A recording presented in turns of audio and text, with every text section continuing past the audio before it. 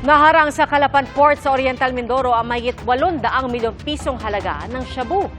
Mga droga naman na nakasilid sa gold packaging na may litrato ng durian ang nasabat sa Rizal. Saksi, si Marisol Abduraman. Aakalaing panindang pagkain lang ang nakumpiska sa Binungaw ng Rizal. Naka-gold packaging at may litrato pa ng durian.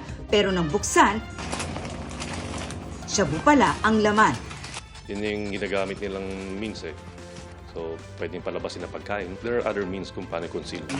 Sa ikinasang buy-bust operation, bumili raw ng nasa 6.8 million pesos lang na halaga ng shabu ang nagkunwaring buyer.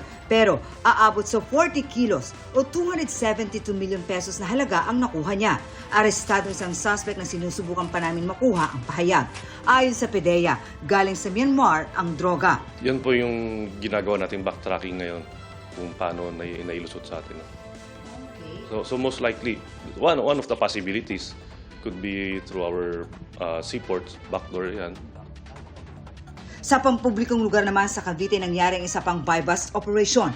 Ang nakuhang shabu rito nakalagay naman sa transparent na plastic.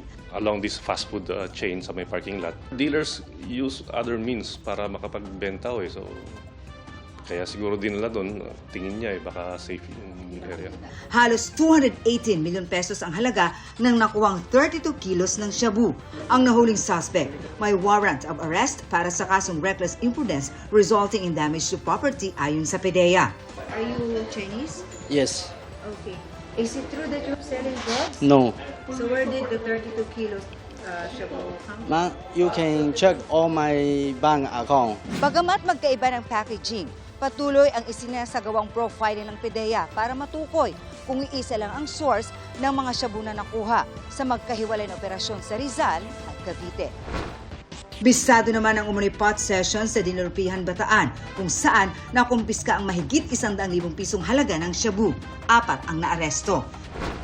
Naharang naman ang isang kotse sa checkpoint sa Calapan Port sa Oriental Mindoro at nasabat ang karga nitong 120 kilos ng shabu na nagkakahalaga ng 816 million pesos. Arestado ang driver ng isang high-value target ayon sa pulisya. Depensa ng driver na pag-utusan lang daw siya. Para sa GMA Integrated News, ako si Marisol Abduraman, ang inyong saksi.